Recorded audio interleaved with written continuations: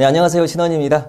자, NCS 직업기초능력 기본서 강의 이제 시작하도록 할게요. 자, 오늘 다룰 내용들을 좀 보겠습니다. 일단 강사에 대한 소개, 그리고 NCS 대비 전략, 그리고 NCS 예시 문제 두 문제 넣었고요. 그리고 강의 구성에 대해서 소개해 드리도록 하겠습니다.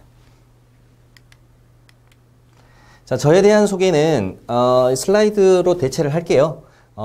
여기 카페하고 이메일은 좀 체크를 해 두시고요. 카페로 질문하실 거 있으시면 질문하셔도 되고 메일로 보내주셔도 되겠습니다. 자, NCS가 무엇인지 뭐 다들 알고 계시죠? NCS라는 게 무엇이냐? 국가직무능력 표준이라는 것의 약자인데요. National Competency Standards를 줄인 말이에요. 그럼 그게 뭐냐? 그러면은 실제 업무를 수행할 때 있어서 필요한 능력을 갖고 있는가? 그걸 측정하는 시험이라고 보시면 됩니다. 그래서 그 전에 입사 시험들 같으면 이제 암기된 지식을 측정하는 시험, 그런 걸 성취도 검사라고 합니다. 그래서 성취도 검사 위주의 시험이었었는데 최근에 대세는 뭐 행정외무고시, 입법고시, 그리고 공기업, 민간기업 모두 이제 적성검사형으로 변화가 되었습니다. 이제 앞으로 7급에서도 이제 PSAT가 도입이 되는 추세고요. 그래서 대세는 이제 직무적성검사, 적성에 대한 거를 보는 건데 그 적성이라는 게 참 객관적으로 평가하기 쉽지는 않죠. 그래서 그 적성을 구성하고 있는 요소들을 이제 분석을 해가지고 10개 영역으로 구별을 합니다. 그래서 NCS는 10개 영역으로 구성이 되고 모듈형 시험으로 출제가 되고 있습니다. 그러니까 암기된 지식을 측정하는 게 아니라 그 사람의 학습 능력, 사고 능력, 비판적 분석 능력들을 살펴보는 시험이라고 생각하시면 돼요. 그래서 문제를 풀이하는 데 필요한 정보는 문제 내에 다 들어있어요. 그래서 필요한 정보를 빨리 잡아내서 답을 찾아내는 그 문제를, 그 문제 상황을 해결하는 능력을 보는 거죠. 그러다 보니까 이제 기본적으로 일단 독해 능력이 필요하겠죠. 그리고 필요한 부분 또 계산을 해야 되니까 수리 능력도 필요하겠고요. 그 다음에 어떤 것들이 가장 대안으로 구성이 되고 그 중에서 어떤 것이 가장 좋은 대안인지 골라내야 되니까 상황 판단 능력도 필요합니다. 자, 구체적으로 살펴보겠습니다. 직업기초능력평가에는 자, 일단 직업기초능력평가가 어떤 거냐? 뭐 직업인으로서 공통적으로 가지고 있어야 할 10가지 영역의 인성능력이다. 직무능력이라고 보시면 되겠습니다. 자, 그리고 사지선다나 오지선다로 출제된다. 즉 객관식으로 출제되는데요. 총 10개 영역을 띄워볼게요. 자, 앞 글자만 읽어보면 의수문자자 대정기 조직 이렇게 됩니다. 그래서 의사소통, 수리, 문제 해결 이게 가장 중요한 영역이고요. 그 나머지 영역들은 이제 기관에 따라서 들어가기도 하고 빠지기도 합니다. 자, 그리고 직무수행능력평가라는 게 있는데 요거는 기존의 전공시험이라고 생각하시면 되겠습니다. 자, 그래서 직업기초능력평가하고 직무수행능력평가를 같은 날 한꺼번에 보는 데도 있고요.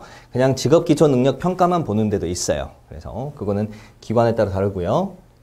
또는 일정을 달리해서 통과된 사람만 보게 하는 경우도 있습니다. 그래서 그거는 기관별로 차이가 있습니다. 그 다음 단계로 이제 면접이 있겠죠.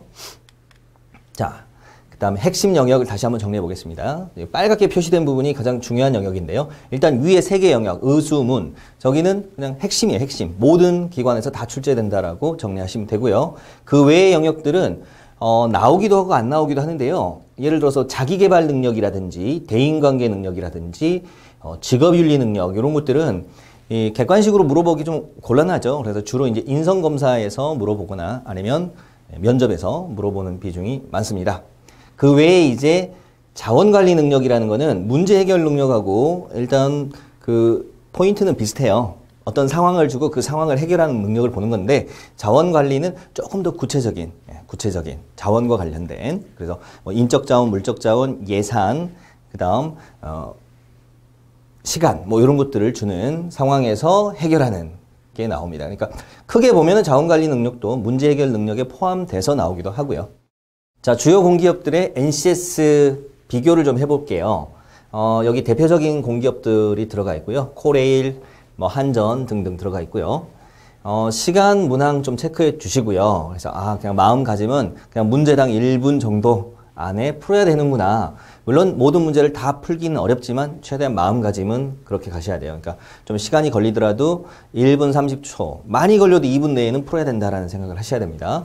그 다음 출제 영역들, 아까 말씀드렸듯이 의수문은 다 들어가 있어요. 다 들어가 있고, 이제 추가적으로 영역들이 기관에 따라 들어가기도 하고, 똑같은 기관 내에서 직렬별로 또 살짝 바뀌기도 합니다. 체크해 두시고요. 그 다음 난이도, 최근에 아주 어려워지는 데도 있고요. 상대적으로 좀 쉬워지는 데도 있어요. 근데 이게 출제 기관이, 그 출제 용역을 받아서 출제를 하는 기관이 이제 비밀에 붙여져 있지만, 어쨌든 매번 바뀌어요. 그래서 뭐 이 회사가 이렇게 나왔으니까 다음에도 똑같이 이렇게 나올 거다라고 예상하기는 쉽지 않습니다. 그래서 어떤 출제 기관이 거기에 응찰을 해가지고 결정이 됐는지에 따라서 또 바뀔 수가 있어요. 그러니까 전체적으로 이것도 저것도 다 대비를 하시는 게 좋습니다. 즉 쉽게 나올 가능성, 어렵게 나올 가능성 다 대비하시고, 그 다음 출제 비중도 바뀔 수 있다는 것도 생각하시고요. 자, 그리고 나머지 특징 같은 것들은 쭉 읽어주시면 될 것 같습니다. 자, 그러면 자세한 내용은 스톱해놓고 읽어주시고요. 이제 다음 장으로 넘어가겠습니다. 자, 전반적으로 이제 대비하는 그 전략을 좀 세워봅시다. 자, 첫 번째. 자, 일단 NCS가 어떤 건지 알고 가셔야 되겠죠. 그래서 NCS 저희 위포트 직업기초능력 그 교재를 보시면 영역 소개가 잘 나와 있고요. 그리고 각 영역별 대표 기출 문제들 쭉쭉쭉 나와 있고, 그리고 모의고사도 들어가 있으니까 그 책을 보면 NCS가 어떻게 나온다는 거 감을 충분히 잡을 수가 있습니다. 자, 그 다음에 이제 그 영역들 중에서 내가 취약한 영역이 무엇인가, 그리고 그 영역에 대해서 좀 더 집중해서 보셔야 되겠죠. 그래서 취약 영역에 대해서 확인하시고요. 그 부분에 대해서 뭐 강의 또는 스터디 등을 통해서 보완해 주시면 좋겠습니다. 그리고 문제에 대해서 푸실 때는 모든 문제를 똑같은 비중으로 풀 수는 없어요. 그러니까 빨리 풀어야 되는 문제, 일단 버리고 가야 되는 문제를 잘 구별하셔서 선택과 집중을 하셔야 됩니다. 그래서 자기가 본인이 잘 풀 수 있는 문제들에 집중해서 똑같은 시간 내에 어쨌든 점수를 최대한 만들어야 되니까 일단 시간이 적게 걸리고 정답률이 높은 문제들 위주로 쭉 푸시고, 그리고 남는 시간에 다시 건너뛰었던 부분들의 문제를 다시 풀 수 있으면 좋겠습니다. 자, 그래서 그 풀이 시간을 줄이는 훈련, 요게 이제 저희 강의에서 각 영역의 전문가 선생님들께서 말씀을 해 주실 거고요. 그리고 일단 기본기를 다지는, 기본적인 능력을 다지는 강의도 같이 들어가 있습니다. 자, 기초 역량 다지기라고 해서요. 여러분이 이제 앞으로 어떤 것들을 준비해야 되는지를 좀 살펴보겠습니다. 일단 독해 능력. 독해 능력이라는 거는 뭐 단기간에 크게 향상되기가 쉽지는 않지만 그래도 지금부터라도 최대한 다양한 지문을 좀 읽고, 그리고 거기서 주제를 찾아보고 구체적인 지문을 분석하고 동의어, 동음어 이런 것들 잘 정리해 두시는 거. 그 정도는 좀 하셔야 되겠죠? 그리고 자주 나오는 이제 문법 그런 것들도 체크를 하셔야 되겠습니다. 자, 그래서 일단 독해는 단기간에는 좀 어렵지만 본인이 이제 보완해야 될 부분은 최대한 보완해가지고 끌어올리셔야 되겠고요. 그 다음에 저희 독해 전문가 선생님들께서 이제 앞으로 이런 식으로 독해를 하면 시간을 줄일 수 있고 핵심 내용을 파악할 수 있다는 것들을 많은 팁을 드릴 겁니다. 그래서 잘 따라오시면 되겠어요. 자, 그래서 전반적인 흐름을 파악하고 필요한 부분을 상세하게, 즉 질문에서 구체적으로 묻는 부분만 집중적으로 읽어주는 그런 훈련이 필요하시겠습니다. 자, 그 다음 속독 능력. 요거는 키워드 위주로 읽어주는 훈련이 되셔야 돼요. 그래서 모든 단어들을 똑같이 읽으시면 안 됩니다. 그래서 어떤 것들을 중점적으로 읽어야 되는지 여기 써놨죠? 네, 연도라든지 수치라든지, 그 다음 주어, 수어, 비교급. 예를 하나 들어볼게요. 자, 이 문장을 한번 쭉 읽어주시고, 자, 본인이 얼만큼 기억하고 있는지 일단 눈은 감고 한번 생각해 보세요. 이거 딱 읽고. 다 기억나나요? 네, 지금 한번 떠올려 보세요. 다 기억나나요? 자, 그래서 다 기억 안 나실 거예요. 그래서 핵심적인 키워드를 잘 기억하고 똑같은 논리거든요. 자, 이게 이제 보기나 선지에 있는 질문인데 이제 위로 올라가서 확인해 봐야 돼. 표로 올라가서 확인할 때 이거를 올라가면서 까먹는 경우가 굉장히 많아요. 그래서 키워드만 기억하자. 일단 연도 2010 기준으로 이후니까 그 포함해서 뒤에요. 그다음 중국 비중이죠. 중국 비중. 그러니까 중국의 사람 수를 묻는 게 아니에요. 그 국적자 수를 묻는 게 아니라 비중. 비중하면 뭐가 떠올라야 되죠? 분모가 전체 값이 들어가야 되죠. 즉 전체 그 외국인 수가, 국내 거주 외국인 수가 분모에 들어가야 되는 거고, 그 중에 이제 중국이 차지하는 거를 분수로 만들어야 되겠죠. 그리고 지속적 증가. 이 지속적이란 말이 또 굉장히 중요하거든요. 예, 한정적인 표현이니까 한 번이라도 감소나 같은 값을 보이면 안 되는 거예요. 그래서 지속적 증가. 여기가 이제 키워드가 되겠죠. 그래서 그 부분을 이제 빨간색으로 표시봤어요. 그러니까 여러분이 이 문장을 읽을 때 이 주어진 자료가 국내 거주 외국인에 대한 표일 거 아니에요. 그러니까 이 부분은 어차피 제목에 깔려 있고 공통이니까 달라지는 부분만 체크해 두시면 돼요. 아, 2000년 이후 중국 비중 지속적 증가. 요걸 기억하고 올라가서 처리하자. 그래서 키워드 위주로 빨리빨리 읽어주셔야 됩니다. 이런 훈련을 많이 해주시고요. 자, 그 다음에 이제 자료 해석 능력, 표 그래프에 대해서 자, 이 지문은 기억했는데 올라가서 이제 5도 읽어야 될지 헤맬 수가 있겠죠? 그래서 표 그래프에 대한 좀 자신감이 있어야 돼요. 자신감이 있으려면 일단 많이 봐야 되겠죠? 많이 보는데 그냥 무턱대고 많이 본다고 확 늘지는 않고요. 이 표 그래프의 구조, 기본적인 이론들, 자주 물어보는 포인트들을 잡고 가셔야 돼요. 그래서 그런 것들은 이제 제가 수리 자료 해석 핵심 원선 강의에서는 좀 자세하게 다루고요. 예, 본 강의에서는 아무래도 시간 할애가 그렇게 크지 않기 때문에 핵심 포인트 위주로 강의를 해드릴 겁니다. 자, 그래서 자료 구조에 대한 이해가 필요한데 뭐 제목, 단위, 표의 주요 항목, 그림의 주요 항목, 각주 선지 이런 것들에 대해서 잘 정리를 하시고 어떤 것들이 출제가 될 건지 항상 염두에 두고 가셔야 돼요. 그러니까 여러분이 표나 그래프를 읽으실 때 단순히 아무 생각 없이 읽으시지 마시고요. 이러한 표나 이러한 그래프에서는 어떤 질문을 던질 수 있을까? 출제자라고 생각하고 예상 훈련을 해보는 거예요. 예상 출제 지문 만들어 보기 훈련. 그렇게 하시다 보면 이제 표 그래프에 대해서 이제 자신감도 생기실 겁니다. 자, 그리고 계산 능력이 필요한데요. 계산 능력은 필요한 만큼만 정확하게 해요. 필요한 만큼만 정확하게. 그러니까 모두 다 계산할 필요는 없습니다. 예를 들어서 표의 자릿수가 6자리, 뭐 길게는 뭐 9자리 이렇게 나오는 경우가 있는데 그걸 다 읽으시려고 하시면 안 돼요. 그래서 뭐 컴마의 위치를 기준으로 컴마라는 거는 세 자리마다 한 번씩 찍혀 있거든요. 그래서 1000, 100만, 10억 이런 식으로 찍혀요. 그러니까 필요한 부분, 컴마 앞부분만 읽고 계산 들어가는 거예요. 그래서 필요한 자릿수만 적절하게 이용하자. 그래서 계산은 최소화하자. 그리고 이제 분수 비교, 곱셈 비교 테크닉을 쓰시면 직접적 연산을 안 하셔도 대소관계, 부등호 넣기 같은 거, 순서 정하기 같은 거 할 수 있거든요. 그래서 이제 그런 훈련도 해 드릴 겁니다. 자, 그래서 필요한 계산은 정확하게 하자. 사칙 연산, 비율, 증감률. 그러니까 계산은 줄이되 필요한 부분은 정확하게 하자. 이게 이제 핵심이에요. 자, 그래서 이런 부분은 제가 수리, 생기초, 기본 뭐 이런 식으로 해서 아주 수리에서 필요한 기본 공식들, 사칙 연산 방법들, 분수 비교 방법들 정리해 놨으니까 이 포함되어 있는 강의 꼭 같이 반복해서 들어주시기 바라겠습니다. 예. 자, 이제 영역별 전략을 말씀드릴게요. 각 영역의 선생님들이 계시기 때문에 제가 뭐 이 영역은 이렇게 준비하세요라고 뭐 자세하게 설명해 드리는 것보다는 역시 각 선생님들한테 듣는 게 더 효율적일 거예요. 그래서 저는 그냥 전반적인 이야기만 하고 가겠습니다. 자, 의사소통 능력 이 경우에는 이제 짧은 문제에서 시간을 줄여야 되겠죠. 어휘요법에서. 그래서 그런 부분에서 최대한 일단 그 공부를 하셔야 돼요. 공부를 하셔가지고 시간 줄여서 바로 맞출 수 있게 가셔야 되고요. 그 다음에 이제 장문인데 이 긴 독해인데 거기에 이제 디테일한 부분 묻는 세부사항 확인형 문제 같은 경우 그럴 때는 좀 고민을 해보셔야 돼. 이 소재 자체가 나랑 굉장히 안 친한 소재야. 나는 뭐 과학, 기술, 뭐 이런 거, 신기술 이런 거 잘 모르는데 막 그거 나와 있어. 또는 뭐 동양 철학 뭐 이런 거 나와 있어. 그러면 아무래도 본인이 잘 모르는 생소한 분야에 대해서 텍스트가 나오면 그 읽고 이해하는 시간이 많이 걸리겠죠. 그래서 그런 경우에는 건너뛰셔도 됩니다. 근데 다 건너뛰면 안 되고요. 이제 그것도 밸런스 맞춰가면서 뭐 적절하게 건너뛰시면 되겠고요.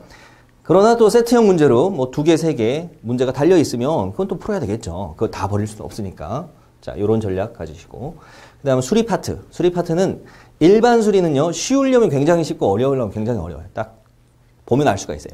그래서 선생님 그거 어떻게 알아요? 이제 공부하면 알게 되겠죠. 그러니까 여러분이 처음에는 이게 쉬운 건지 어려운 건지 구별이 안 되는데요. 뭐 하다 보면 늘어요. 그 유홍준 선생님의 그 나의 문화유산 답사기라는 거 보면은 이 사랑하게 되면 알게 된대요. 그러니까 여러분 합격하실 때까지는 이 NCS를 사랑해 주세요. 그래서 합격하고 나서 찢어버리면 되는 거야. 그죠? 그때까지는 사랑한다고 세뇌라도 해야 돼. 나는 사랑해, 사랑해, 사랑해. 그러다 보면 또 자꾸 이렇게 들여다보게 되거든요.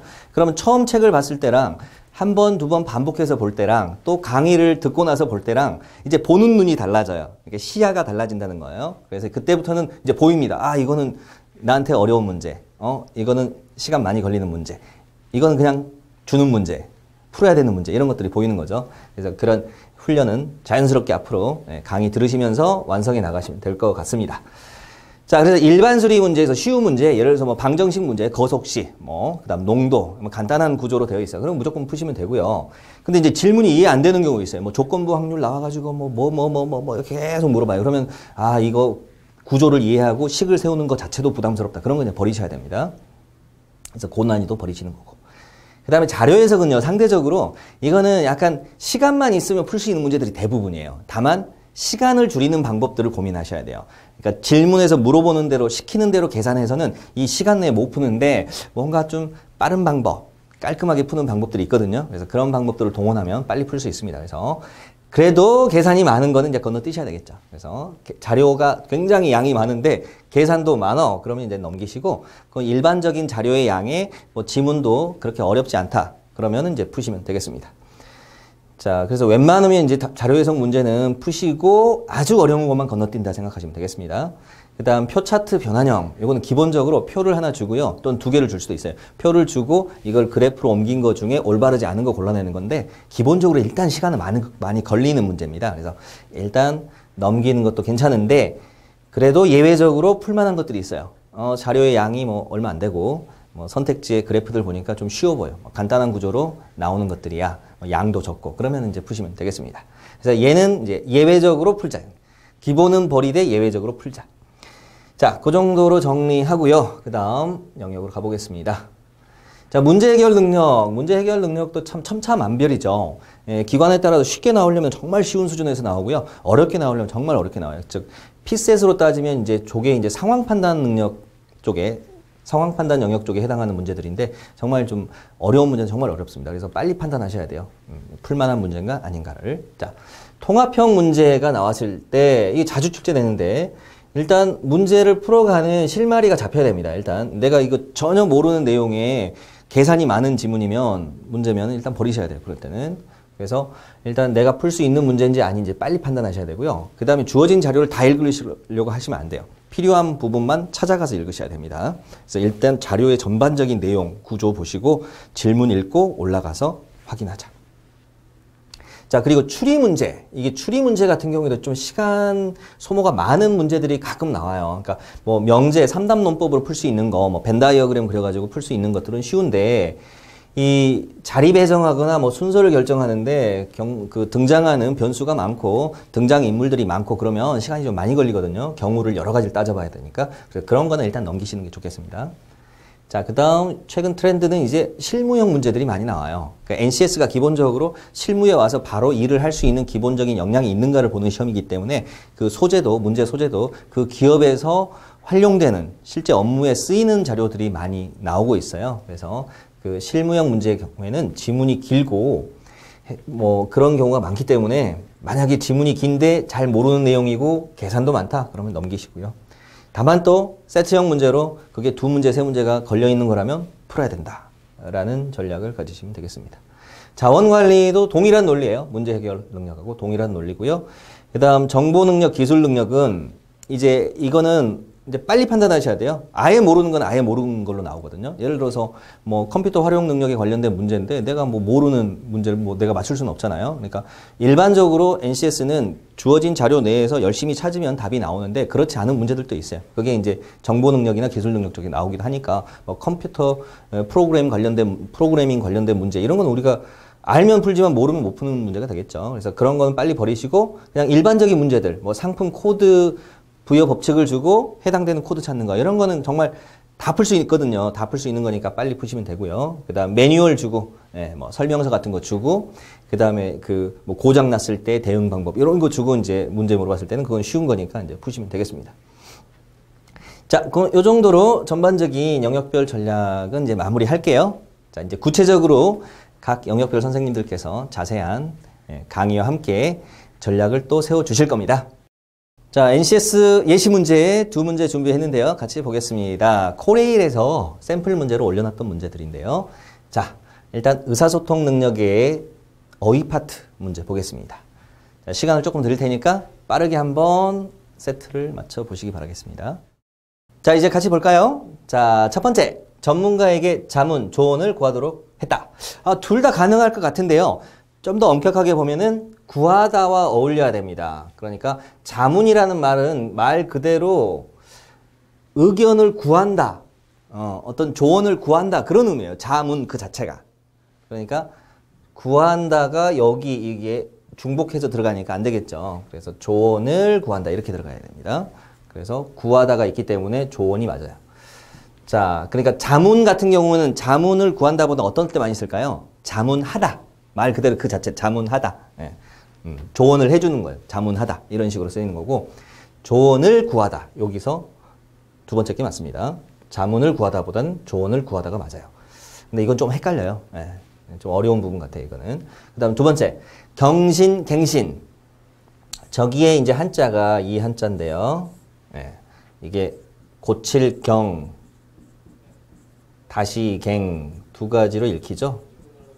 그래서 뒤에 한자는 이제 새로울 신자, 갱신이냐 경신이냐 둘 다 같은 한자를 쓰는데요. 일단 경으로 읽을 때는 뭔가 새로운 기록을 세우는 거, 그러니까 기존의 기록을 깬다 의미로 많이 써요. 그래서 이렇게 외워두시면 돼요. 기록, 경신, 기록, 경신 이 네 글자를 외워두시면 돼요. 기록, 경신, 기록, 경신. 그럼 이 다시갱은 여기가 말 그대로 다시니까 어떤 리셋을 하거나 리뉴를 하는 경우 또는 뭐 리스타트 갑자기 영어 시간이 돼버렸네요. 네. 여기에 리는 다 again 다시예요. 그래서 뭔가 새롭게 뭔가를 하는 거, 새롭게 뭔가 시작하는 거 그런 의미로 쓰입니다. 그래서 이것 쓸 때는 이제 계약, 갱신 이렇게 네 글자를 외워두시면 돼요. 아 기존에 계약을 3년 했는데 3년 더 해야 되겠어? 그러면 이제 갱신한다고 합니다. 자, 그렇게 기억을 해 두시고요. 따라서 저 문맥에는 어떤 게 맞을까요? 최대 전력 수요, 그 어떤 최대치가 있었어. 기록이 있었어요. 기록이. 근데 그걸 깼다는 이야기죠. 그걸 깼어. 그러니까 경신이 되겠죠. 그 다음 세 번째. 사업 진행을 위해서 팀장님께 결제. 아, 이거 발음이 똑같이 들리나요? 저도 잘 발음하기 어려운데 옛날 조선시대 사람들은 잘 구별했다고 하는데 자, 어쨌든 이게 단어의 뜻이 뭐죠? 이 내용상 보니까 사인을 받은 거 아니에요. 그죠? 승인, 허락. 그러면 이거는 두 번째 거죠. 결제. 앞에 결제는 어떤 카드 결제일이 다가왔습니다. 그럴 때예요. 어떤 정산을 하는 거. 네, 그럴 때 쓰는 말입니다. 자, 그 다음 마지막. 동생에게 결혼 문제를 비췄더니. 이건 정말 그 햇빛 같은 거를, 어떤, 프레쉬 같은 거, 그걸 이제 정말 비추는 거. 빛을 비추다라는 게 기본형이었죠. 비추다. 그래서 여기서는 어떤 의향을 내보이다라는 뜻이니까 비치다 해서 비쳤더니 이게 맞죠. 자, 그렇게 해서 답은 2번이 되겠습니다. 그러면 이제 다음 영역은 수리 관련된 문제인데요. 수리 중에서도 이제 자료 해석 문제예요. 이제 앞으로 이런 것들이 있구나, 이런 문제들이 있구나 정도 감을 보는 거니까 앞으로 이제 조금 더 연습하시면 그 시간은 단축되실 겁니다. 자, 옳지 않은 것을 골라야 되고요. 일단 표 제목을 보세요. KTX 여객 수송 동향. 단위를 보니까 1000명%. 각각 여객수와 이용률에 대한 단위겠죠. 그리고 공식을 보니까 공급 좌석수라는 게 등장을 해요. 표에 이용률, 이용 여객수가 있는데 공급 좌석수를 물어보니까 이런 경우에는 이용률하고 빨리 자리를 바꿔주시면 됩니다. 자, 이것도 이제 실전에 가시면 이거 공식 다시 쓰고 있으면 안 돼요. 그냥 눈으로 바꿔주는 거야. 아, 이렇게 바꿔야 되겠다. 이거를 정리 한번 해드리고 갑시다. A는 B 나누기 C 이런 구조잖아요. 그러면 B는 AC고요. C는 B 나누기 A. 즉, 요 놈하고 요 놈은 즉 분모하고 분수값은 항상 자리를 바꿀 수 있어요. 동시에 자리를 바꿔주세요. 자, 그래서 이 식 변형은 그냥 본능적으로 나오셔야 돼요. 많이 연습하셔야 됩니다. 그래서 바로 쓱쓱 자, 자리 바꿔준다. 예상은 돼요. 공급 좌석수 물어볼 것 같아. 그냥 물어봤죠. 3번 지문에서.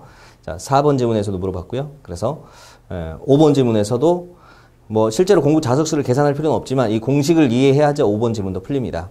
자, 그러면 이제 어느 정도 예상은 했고요. 자, 그러면 이제 이 자료가 시간에 따라서 쭉 나온 거니까 느낌이 오죠. 시간에 따른 증가 감소 이런 거 물어볼 가능성이 있고, 그 다음에 두 시점 잡아가지고 변화율 계산 물어볼 수 있고, 그 다음에 공식 보니까 공급 좌석수 물어볼 수 있겠구나라는 걸 잡아낼 수가 있어요. 자, 그런데 이제 이 지문에서는 뭐 증가율 이런 건 묻진 않았습니다. 근데 물어볼 가능성은 높아요. 다른 유사한 통계라면. 자, 그러면 1번은 보니까 얘는 쉬워요. 그냥 읽어주면 돼. 예, KTX 이용객 수가 2009년 이후 지속적 증가.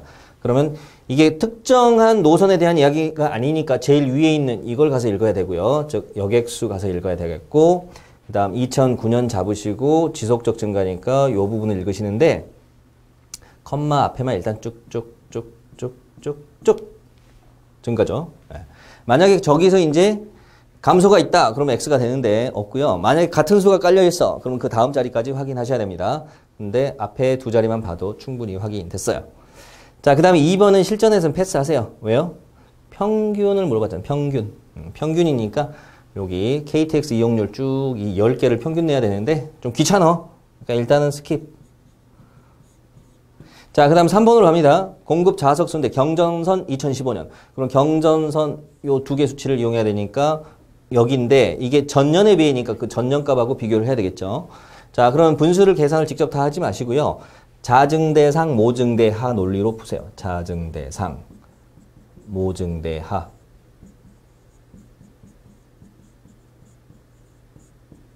자, 자증대상, 모증대하는 뭐냐면 분자 증가율 크면 상승해요. 뭐에 비해서? 분모 증가율에 비해서. 그러니까 분자의 증가율과 분모의 증가율을 비교해서 결론 내리시면 돼요.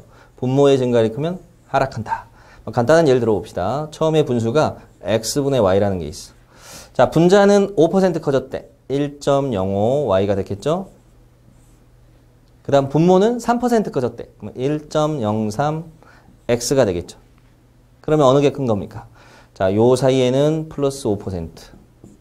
요 사이에는 플러스 3%인데 뭐 5하고 3 어느 쪽이 커요? 위쪽이 크죠. 따라서 수치를 보니까 이 네모친 부분이 1보다 큰 수가 나오겠죠. 따라서 이렇게 되겠죠. 그러니까 이 내용을 그냥 네 글자로 압축하면 자증대상이야. 아, 분자 증가를 크면 상승해. 그 다음 모증대하, 분모 증가를 크면 하락해. 요 8글자는 반드시 암기해두세요. 암기해두시고. 자, 그럼 여기다 적용해봅시다. 어느 쪽이죠? 분자 증가율 커요? 분모 증가율 커요?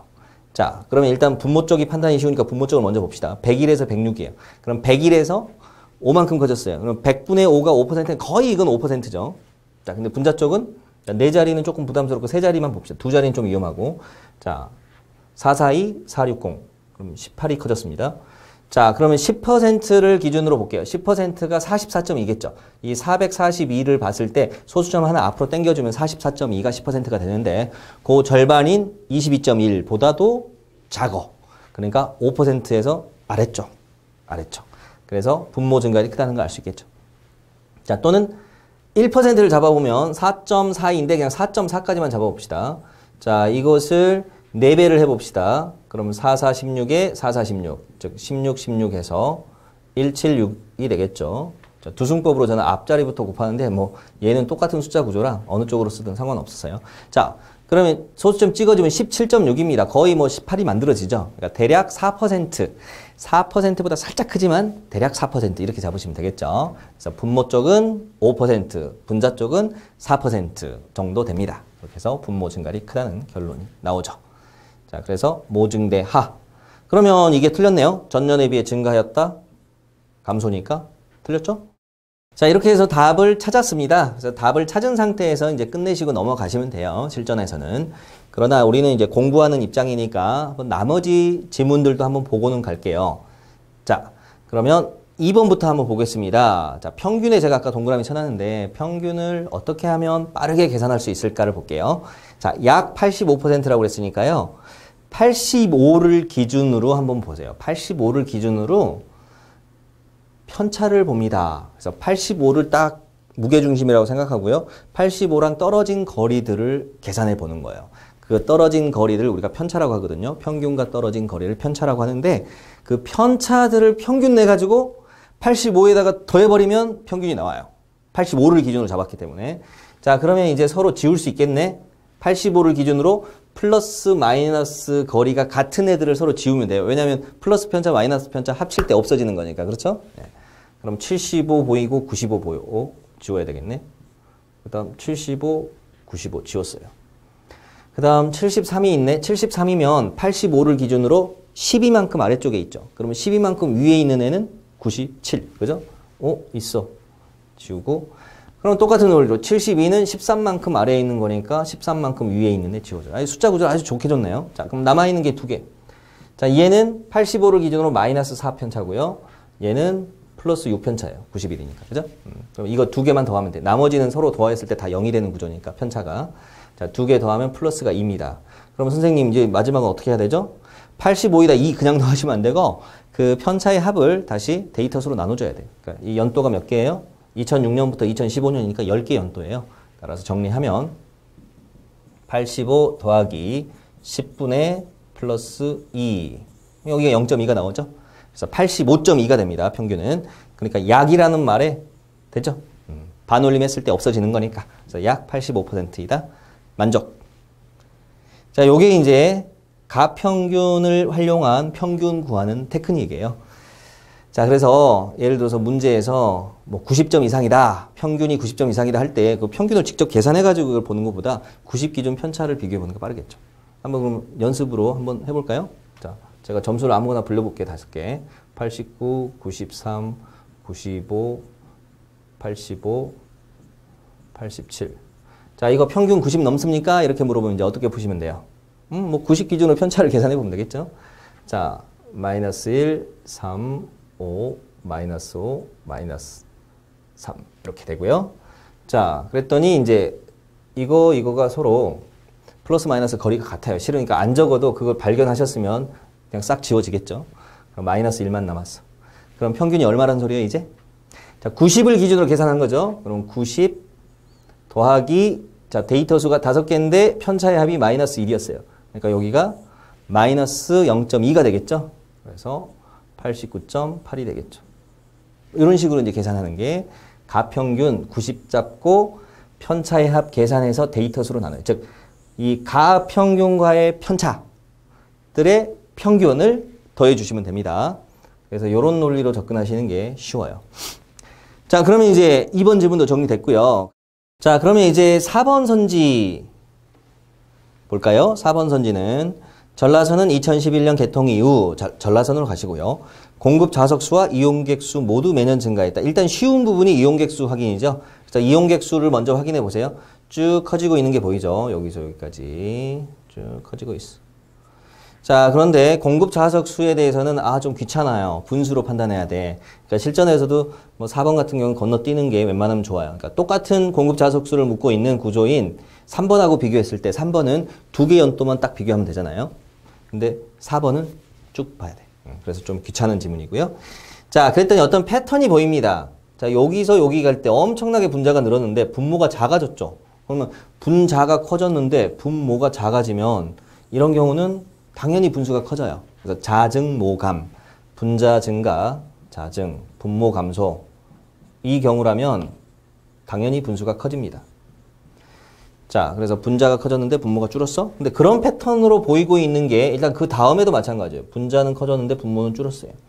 근데 그 다음에는 분자, 분모 모두 커졌어요. 그 다음 마지막 두 해 사이에 보면 분자는 커졌는데 분모는 작아져요. 자증모감 구조예요. 그러니까 이제 우리가 고민할 건 요 가로친 부분만 고민하시면 되고 나머지 연도에서는 일단 커졌다. 이거 확인되죠? 그럼 이때는 뭐 고민하셔야 되죠? 이제 요거. 분자 증가할 크냐, 분모 증가할 크냐. 그죠? 자, 그러면 91에서 95, 91에서 4가 커졌네? 그죠? 91에서 4가 커졌어. 그러면 4%, 5% 사이가 되겠죠? 이해되세요? 100에서 4가 4%인데 91에서 4니까 그 4%보다는 살짝 클 텐데요. 일단 90이라고 생각해 보고요. 5%를 생각하면 95, 45니까 4.5가 5%예요. 4.5. 그거보단 작잖아요. 그러니까 이제 머릿속에서 4%, 5% 사이쯤이다 정도 생각하는 거예요. 자, 반면에 위에 얘는요. 195, 세 자리만 읽어볼게요. 224. 그러면 29가 커졌네. 그럼 뭐 이거 자세히 계산 안 해도 200보다 작은 애가 220보다 큰 애로 갔어요. 그러면 이게 200보다 작은 애에서 20보다 크게 는 거지. 그러면 10%는 넘는 거 아니에요? 그죠? 10%는 넘어. 그러니까 뭐 그 91, 95가 뭐 몇 %냐, 4냐, 5냐 이거는 따질 필요 없고 10% 안 돼까지만 생각하면 되겠죠? 분모는 10% 안 되는데 분자는 10% 넘게 증가했어. 그러니까 자증대상 이렇게 결론이 나오겠죠? 자, 그래서 쭉 증가했다는 결론이 맞습니다. 그러면 이제 어려운 것들은 다 끝냈고요. 이제 5번 보겠습니다. 자, 2014년 경부선 경전선의 이용객 수가 공급 좌석 수보다 더 많았다. 이거는 공급 좌석 수를 계산하라는 문제가 아니고요. 공식의 구조를 보라는 이야기예요. 자, 이용객 수가 공급 좌석 수보다 크다면 분자가 분모보다 크다면 이 부분에서 1보다 큰 수가 나오겠죠. 뒤에 곱하기 100이 있으니까 100보다 큰 수가 나오면 되죠. 그래서 100보다 큰 수인지만 확인해 보라는 거고요. 각각 여기 2014년 해당되는 수치들 이렇게 보시면 100보다 크다는 게 확인이 돼요. 그래서 그냥 요거는 얼핏 봐서는 계산인가 했더니 결국 읽어주면 되는 거였습니다. 공식의 구조만 읽으시면 됩니다. 자, 이런 식으로 이제 문제를 풀어봤어요. 어떻습니까? 풀만 하셨어요? 이 정도면 뭐 할만한데 라는 생각을 가지신 분도 계실 거고, 어렵구나. 일단 분수 비교부터 잘해봐야 되는구나. 그 다음 뭐 비율 계산 이런 것도 잘해봐야 되겠구나 라는 생각이 드실 거예요. 그리고 뭐 평균 계산하는 것도 잘해야 되겠구나. 그래서 앞으로 많은 부분들을 이제 그런 부분들을 보완해 가시면 점점 이제 빨리 풀 수 있게 됩니다. 그래서 앞으로 꾸준한 연습 그리고 강의를 통해서 포인트, 실전 포인트, 팁 같은 거 많이 얻어 가시길 바라겠습니다. 자, 그러면 샘플 문제 강의는 여기까지 마무리할게요. 자, 이제 합격 후기들 몇 개만 소개해 보겠습니다. 이런 합격 후기 보면 정말 스마일해지죠. 너무 행복해지는데요. 취직이라는 걸 했답니다. 쌤, 제가 드디어 취직이라는 걸 했답니다. 정말 저 첫 문장부터 저는 아주 기분이 좋아집니다. 그러니까 뭔가 내가 좀 어떤 사람의 인생에 도움이 됐구나라는 생각이 들어서 좋아요. 자, 그래서 국민연금에 입사를 하게 됐다는 즐거운 기쁜 소식을 알려주셨네요. 자, 다음 볼까요? 자, 한국철도공사 최종 합격하셨대요. 예, 감사하고 감사했습니다. 감사합니다. 저도. 네, 땡큐. 자, 그 다음 국민건강보험공단 정말 큰 도움이 됐대요. 인사드리러 가겠습니다. 예, 감사합니다. 자, 그 다음 한국철도공사. 자, 이분은 이제 2018년에 합격하신 분은 아니시고요. 그 전에 합격하신 분인데 2018년에 합격한 후배들의 이야기를 듣고 저한테 페이스북 메신저로 보내주셨는데요. 선생님 덕분에 이제 본인 사연들은 중간에 있었는데 제가 이제 잘라냈고요. 어쨌든 코레일 다니시고 계셔요. 그리고 천하제일 NCS 대회라고 하는 코레일 뚫고 입사했는데 신입 후배들이 다 선생님 책 봤다 해서 생각나서 인사드립니다. 예. 그래서 선후배가 모두 제 수업에 도움을 받으셨네요. 감사합니다. 자, 그 다음 한국철도공사에서 2017년 합격하신 분도 도움이 많이 됐다고 합니다. 네. 그 다음 한국전력공사 도움돼서 감사합니다. 맞네요. 빨리빨리 넘기겠습니다, 이제. 자, 그 다음 피셋에서 검증된 신원 강의 효과. 이렇게 점수 올라가시는 분들이 소감 한 번씩 보내주셨고요. 그러니까 이런 거 보면 좀 자신감을 얻으시면 돼요. 그 피셋 문제가 그 NCS 문제보다 일반적으로 어렵다고 하잖아요. 그런 시험에서도 뭐 이렇게 크게 상승할 수가 있는 거니까 NCS에서도 충분히 준비하시면 상승할 수 있다는 자신감을 가지시기 바라겠습니다. 막막한 자료 해석이었는데 정말 수월하게 풀 수 있었어요. 그래서 공기업 물론 대기업 인적성까지 완벽 커버 가능한 것 같아요. 감사합니다. 그 다음에 자료 해석하면 신원이라고 들었길래 진짜 빠르고 설명 너무 재밌어요. 좋은 강의 감사합니다. 추천받아서 듣고 있는데 자료 해석 문제 풀기가 쉬워지고 있어요. 감사합니다. 네. 자, 여러분들도 이제 수강하시게 되면 후기 이렇게 남겨주시면 되겠습니다. 자, 여기까지 이제 수강 후기까지 살펴봤습니다. 자, 이제 강의 소개 시간인데요. 저희 팀에 대한 소개를 좀 하고 가겠습니다. 자, 저희는 각 분야의 전문가 선생님들이 영역별로 강의를 분담해서 진행할 겁니다. 그래서 일단 이원준 쌤께서 의사소통 능력 맡아주실 거고요. 그 다음 하중 쌤께서 문제 해결 능력 맡아주시고 그 나머지 영역들도 적당히 배분해서 강의를 진행할 겁니다. NCS에서 가장 중요한 세 개 영역에 그 각 분야 전문가 선생님들이 모이셨어요. 그래서 이원준 쌤이 의사소통, 제가 수리, 하중쌤이 문제 해결 이렇게 맡아서 진행하실 겁니다. 자, 그리고 이원준 선생님에 대한 소개 이 슬라이드로 대체할게요. 네, 이원준 선생님께서 본인이 직접 또 OT를 진행하실 거예요. 예, 주요 양력들 보시면 됩니다. 이분 같은 경우는 또 커리어가 재밌어요. 서울대 치의학대학원 나오셔서 치과 의사 예, 라이선스를 갖고 계시더라고요. 예. 강의도 굉장히 잘하시고 핸섬하시고 예.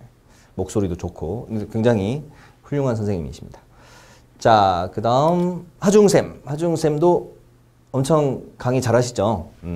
굉장히 스마트하시고 그 다음에 상황 판단 피셋에서 강의도 하고 계시고요. 예. 그래서 굉장히 머리가 좋으신 분이시고 강의력도 뛰어나시고 그리고 제일 중요한 또 엄청 성실하세요. 예. 직접 문제 다 만드시고 꼼꼼하게 검수 다 하시고 그렇습니다. 자, 그러면 선생님 소개는 여기까지 하고요. 이제 강의 진도 이렇게 진행이 됩니다. 자, 참고하시고요. 예. 그러면 이제 본격적으로 본 강의에서 만나 뵙도록 하겠습니다. 고생하셨습니다. 감사합니다.